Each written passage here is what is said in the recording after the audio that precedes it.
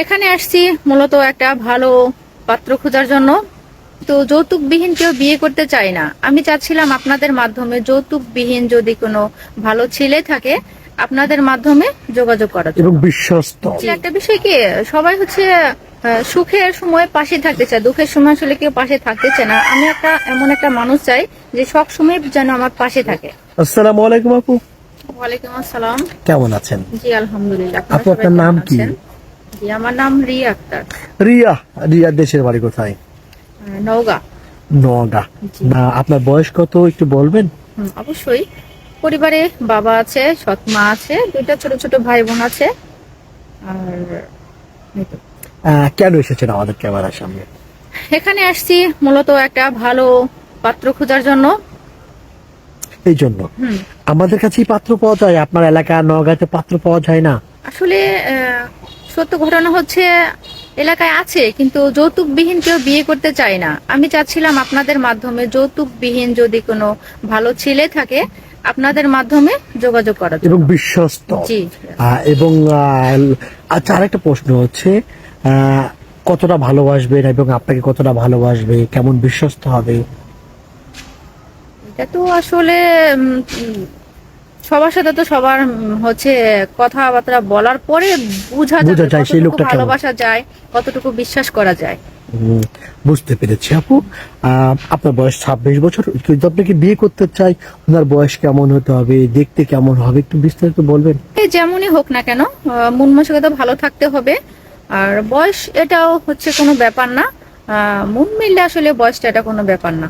এক নারীতে আসক্ত থাকতে হবে? ইয়েস। কেন, বেশি নারী হলে সমস্যা?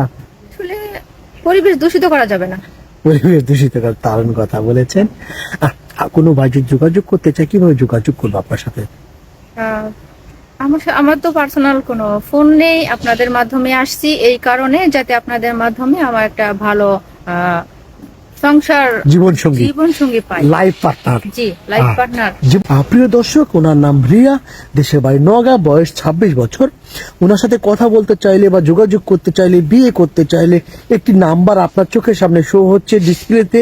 এই নাম্বারে ইমো আছে, হোয়াটসঅ্যাপ আছে। ইমোতে বা হোয়াটসঅ্যাপে রিয়া আপুর একটা স্ক্রিনশট মেরে পাঠিয়ে দিবেন, সঙ্গে ভয়েস করবেন। আবারও বলছি, স্ক্রিনশট মারবেন, তারপর আপনার ভয়েস করবেন, কোথায় থেকে বলছেন। অপ্রয়োজনে খালি ফোন কল দিলে আমরা কিন্তু ব্লক করে দিব। আবারও বলছি, ব্লক করে দিব। রিয়া আপু, দেশে বাড়ি নওগাঁ, বিয়ে করতে চান বাংলাদেশের যে কোনো অঞ্চলে ছেলে হলে হবে? জি। অনেক ভাইরা আছেন দেশের বাইরে আছেন, আসতে পারছেন না, ভিসা জটিলতার কারণে, কোনো কারণে আসতে পারছেন না। উনি যদি আপনার ইমোতে বা হোয়াটসঅ্যাপে বিয়ে করতে চায়, তাহলে আগে কথা বলবেন। আগে প্রথমে তো কথা বলবো, তারপরে হচ্ছে যদি ভালো হয় তো ইমোতে হোয়াটসঅ্যাপে কোনো প্রবলেম নেই। অনেক ভাই আছেন, স্ত্রী আছেন, কিন্তু একটা ওনার প্রথম স্ত্রীর বাবু হচ্ছে না, প্রথম স্ত্রীর অনুমতি আছে, আপনি বিয়ে করতে দ্বিতীয়বার, আপনি তাকে বিয়ে করবেন? আমি প্রথমে একটা কথা বলেছি, আগে কথা বলবো, তারপরে হচ্ছে জানাশোনার মাধ্যমে যদি ভালো হয় তো সমস্যা নেই। সমস্যা নাই। রান্না বান্না কেমন পারেন? এটা আসলে মেয়েদের কাজই হচ্ছে রান্না বান্না। প্রিয় মানুষ, স্বামীকে বেশি না ভালোবাসলে স্বামী কিন্তু অন্য নারীর প্রতি আসক্ত হয়ে থাকবেন, পরক্রিয়া করবেন। প্রিয় মানুষকে কি বলে ডাকার ইচ্ছা আছে? সেটা তো পার্সোনাল বিষয়। পার্সোনাল বিষয়। বিয়ের পরে কোন কোন জায়গায় ঘোরার ইচ্ছা আছে স্বামীকে নিয়ে? এটা কি আমি মিডিয়াকে জানাবো হাজবেন্ডকে নিয়ে কোথায় যাব?